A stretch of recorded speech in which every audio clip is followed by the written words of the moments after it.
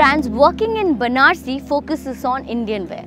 But as the market expands, many experiments with fusion and Western silhouettes.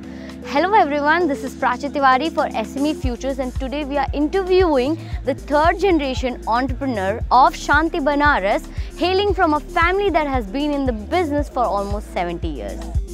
Shanti Banaras is our retail brand, which we work in the which we use in the face of our wholesale brand, which is Yashri Ghanshyam Silks. We are a 73-year-old brand. We were our first existence in this business is at 1951. So, and it was started by my great grandfather. So I'm the fifth generation into this business. We have been working our way since. First, we were basically dealers and brokers. Over time, we started manufacturing ourselves. We started giving our designs to all over the country. We have retailers in all the parts of the country and even in interior remotes as well as big cities. The given scenario, how it goes, right? What people think of Banarasi sarees or silk sarees is a very traditional way. So as the generation is changing, as the times are changing, if we don't, then this thing will die out. People will start thinking it's a very old concept, it's only for people who are meant to be old. So today, every day we are working on things which we do to revamp the image of Banarasi sari. We are trying ready-made sarees, we are trying Indo-Westerns, we are trying different things so that we stay in place where we are and to make production according to the coming generation, not according to the current scenario. What I'm saying is we are trying to build ourselves in 10 years into the future rather than just a year right now. So we started expanding in quite a way. We started pushing our products into a lot more places, into a lot more varieties online, and then we started pushing our products through multiple stores to sustain ourselves, to start revamping, start creating. Even we have had a loss of weavers in many areas. There has been a very grey area in the 30 to 50k range in Banaras. It's been a deep loss. A lot of machine-made sarees have come into. Handloom is slowly creeping out because it's a lot of effort and a lot less is getting being paid by the end user. So if the saree is not perfect, it's handwoven. If it's very flat, if it's every woven part is everything looks similar, it's not hand woven. A hand woven, anything hand used by a man's hand will have certain irregularities in the saree. Like maybe if this part the motif is a little up, this part the motif will go down. So no hand woven stuff, anything in any kind will be always similar. In a 6.5 meter saree, if you see around, you'll see, oh, hand woven this is, because it has little irregularity. So our Akatya campaign is basically, my mother-in-law closely works with the transition. She currently does also. So she always wanted us to work, and I felt the need at that point in time, there needs to be some kind of a spirit upliftment for them. If they work as models or they do this thing, let's highlight them, let's highlight their lives, because they have all had inspirational stories. People tell, so we didn't do it as a charity case. That was my first thing. It's not something, out of pity or this thing. These were inspiring stories which we promoted. It's not something to do with transgender, it's something to do as a person they are and the challenges they have faced in their life. So my mother-in-law works very closely with them, and she has seen their uprise and downfalls and sad stories and happy times. So I really wanted to do something with them.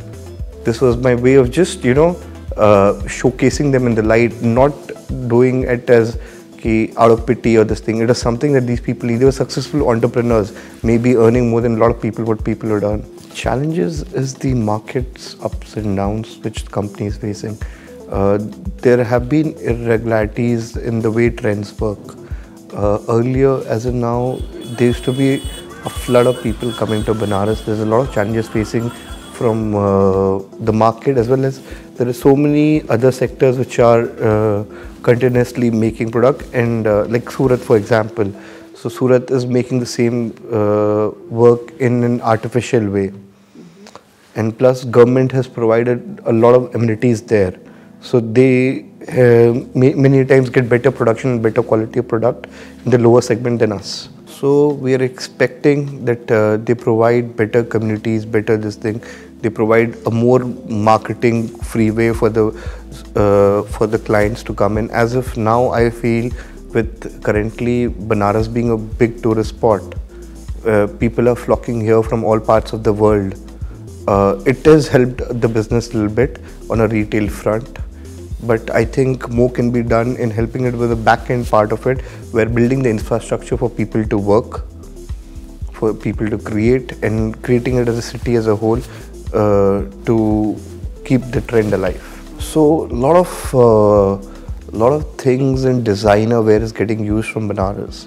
Since Banaras is actually rich in its work, you don't find such rich elements in any other parts. So a lot of designers were earlier using Surat fabrics, or they were designing from their visions, and there were inspirations from English or Western this thing. So now there a lot of inspirations are coming from Banaras. So the trends it's getting used to, the products it's getting used to are now in a more trendier format. Maybe Indo-Westerns. A lot of Banarasi Indo-Westerns have come into market now. A lot of Banarasi suits and jackets have started coming in. So now there's a different change in trend which is going on towards a different phase of the market. So because a lot of people have stopped wearing sarees on a daily basis, or on a weekend basis, or on any different events. They started wearing these fancy forms of Banarasis and in the fusion. And I feel out of all the weaving sectors in the country, Banaras is the only one which has moved on to this. You don't see a Kanjivaram suit, you don't see a Kanjivaram Indo-Western, you always see a Banarasi Indo-Western. I really believe in this has been our company's motto, is providing work is the biggest community service we can do. So we try and create labor. If you cannot go to these are self-made people, and very proud people, by the way, weavers are. You cannot go and give them charity. They'll sit in the whole day and not work, but if you insult them, they come from a very big background of very little egoistic people. I have weavers who will kill their account if there's any disrespect made to them. So it's not about the money from them, ki you insult them and they'll still work for you or something like this. No, they all come from very good backgrounds. No matter what, even if he's a 2-sari weaver, he's making only 10, 15, 20,000 rupees a month. But for him, respect is everything. Over the past 2 years after the pandemic, I think the wages have gone up by 30%. We are planning to expand around the country. We want to bring different kinds of dresses, different kinds of dress forms and different kinds of fabrics to the world. So we are continuously making products which suit to the current generation, and we're trying to bring a new face to Banaras. From fusing Egyptian, Persian and Indian weaves to developing 3D designs on sarees, Shanti Banaras is seamlessly bridging tradition and modernity.